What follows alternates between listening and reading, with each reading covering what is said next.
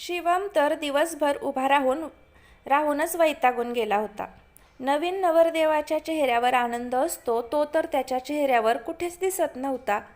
अवनीच्या बाबतीत पण तसंच होतं. ती अजिबात खुश दिसत नव्हती. आत्या आरतीची थाळी घेऊन आल्या. त्यांनी दोघांचं औक्षण केलं.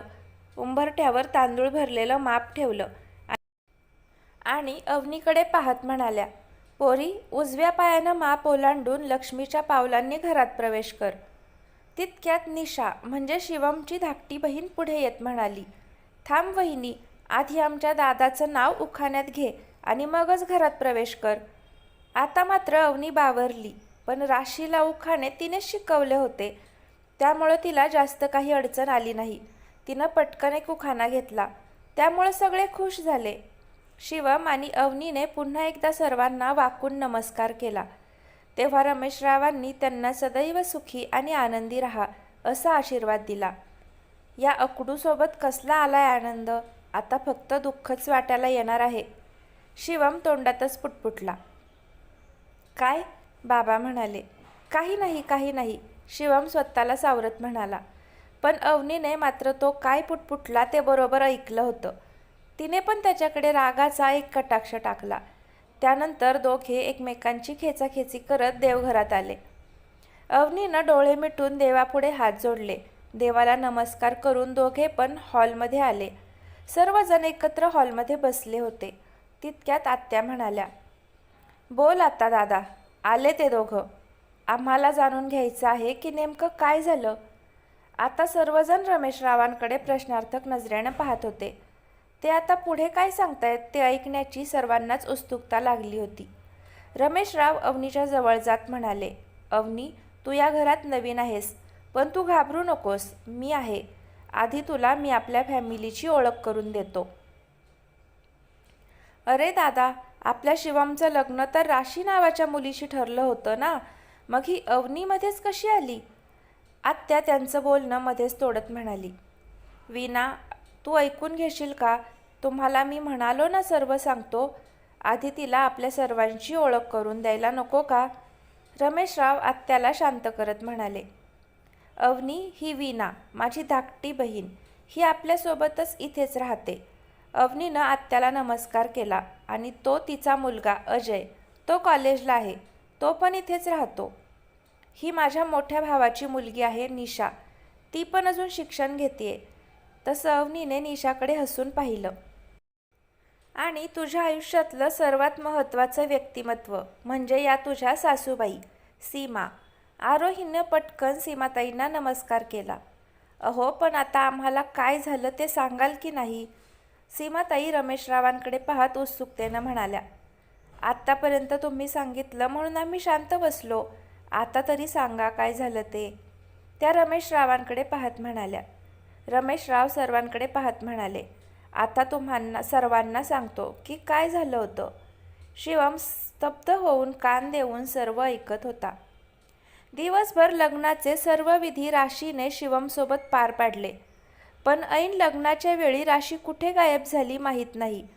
तिच्या आईबाबांनी सर्वत्र तिचा शोध घेतला, पण ती सापडली नाही. त्यानंतर अवनीला तिची चिठ्ठी सापडली. त्यात लिहिलं होतं की माझी काळजी करू नका, मी सुखरूप आहे आणि माझा शोध घेऊ नका. सर्वजण अवाक होऊन रमेशरावांचं बोलणं ऐकत होते. थोडं थांबून ते पुढे म्हणाले, या पोरीची आणि मोहनची विनवणी करून मी तिला लग्नाला उभं राहण्यासाठी तयार केलं. या पोरीनं माझं म्हणणं मान्य करून आज देसाई घराण्याची इब्रत वाचवली.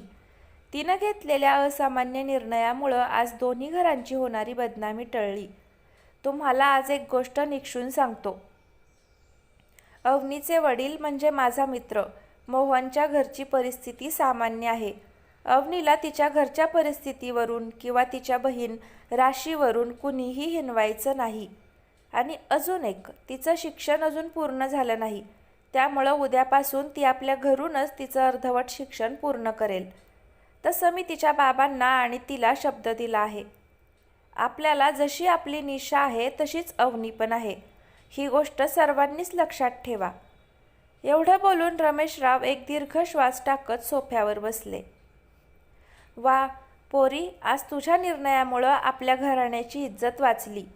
शिवमची आत्या आणि आई दोघीही अवनीच्या जवळ जाऊन तिचे आभार मानत होत्या. बाळ, खरंच तू खूप मोठा निर्णय घेऊन आमची अब्रू वाचवलीस. आजपासून तू आमची सून नाहीस, तू आमची मुलगीच आहेस, आत्या म्हणाल्या. त्या निशाकडे वळून म्हणाल्या, निशा, जा ग, अवनीला तिची रूम दाखव. थकली असेल ती, तिला आरामाची गरज आहे. अवनी, तू आता कसलीच काळजी करू नको. जा, आराम कर, जा, आत्या अवनीच्या डोक्यावरून हात फिरवत म्हणाल्या. शिवम हे सगळं थक्क होऊन ऐकत होता. तो आता काळजीत पडला, कारण तो काही वेळानं आपल्या वडिलांना सांगणार होता की तो या मुलीबरोबर तर संसार नाही करू शकत. त्याला तिच्याबरोबर राहण्याची अजिबात इच्छा नाही. पण आता तर त्याची काही बोलण्याची सोयच नव्हती. आता सगळं उलट झालं होतं. आता तर तिला काही बोलताही येणार नाही. ही डोके खाऊ तर इथं पण भाव खाऊन गेली. कसं होणार देवा आता माझं? तो आता स्वतःच्याच नशिबाला कोसू लागला. निशा अवनीला घेऊन शिवमच्या रूममध्ये गेली. अवनी सगळीकडे डोळे मोठे करून पाहतच राहिली. एवढी मोठी बेडरूम तिनं कधी स्वप्नात देखील पाहिली नव्हती. तिचं घर पण या बेडरूमपेक्षा लहान होतं. हे सर्व पाहता पाहता तिची नजर तिथं असलेल्या शिवमच्या मोठ्या फोटोवर पडली. तसं तिच्या मनात शिवमचा विचार आला. सर्व काही मस्त आहे, पण हा खडूस मुलगा, याचं काय? ही तर याचीच बेडरूम आहे. ती तोंडातच पुटपुटली. वहिनी, तू आराम कर, मी जाते. तिनं हो म्हणून निशाकडे पाहून मान डोलावली. निशा गेल्यानंतर तिनं आपल्या आईला फोन लावला. आईनं काळजीनं तिची विचारपूस केली. अवनीनं सांगितलं की घरातील लोक खूप चांगले आहेत.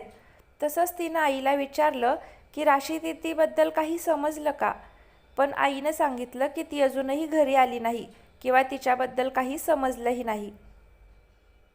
फोन ठेवून अवनीनं त्या मऊशार बेडवर आपलं अंग टाकून दिलं.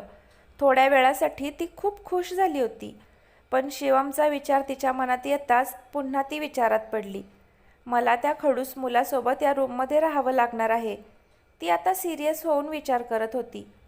नाही, मी आणि हा खडूस शिवम, नाही, मला नाही जमणार याच्यासोबत एका रूममध्ये राहायला. त्या दिवशी भर रस्त्यात किती वाईट बोलला मला. त्याच्यासोबत जमवून घेणं मला तरी शक्य नाही. त्याच्यासारखा फटकळ मुलगा मी आजपर्यंत पाहिला नाही. माहीत नाही काय समजतो स्वतःला. तो एखाद्या कारल्यासारखा कडू आहे, त्यामुळं त्याचं बोलणंही कडवट आहे. देवा वाचव रे, काय होणार आहे माझं? ती वर पाहत म्हणाली.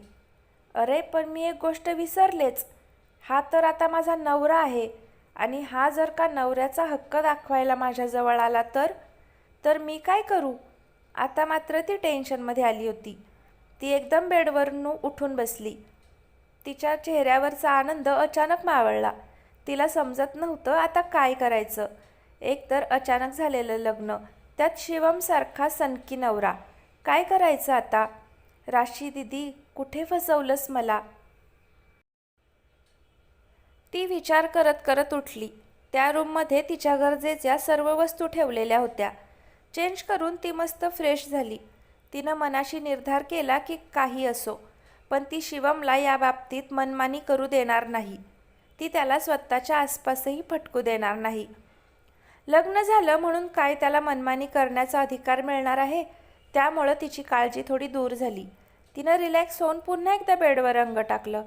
अवनीला आता आईबाबांची आणि राशीची आठवण येत होती. आलिशान बंगल्यात असूनही तिला आपल्या छोट्या घराची आठवण येत होती. आणि मुख्य म्हणजे तिला राशीची काळजी वाटत होती. इकडे सर्वजण आपापल्या रूममध्ये निघून गेले. शिवम मात्र तिथेच बसलेला होता. त्यालाही रूममध्ये जाऊन फ्रेश व्हायचं होतं. आज दिवसभराच्या दगदगीनं त्याला खूप थकवाही आला होता. त्याला आरामाचीही गरज होती. पण अवनी तिथे असल्यानं तो तिथेच विचार करत बसला होता. त्याला काय करावं ते समजत नव्हतं. मी का घाबरतो आहे?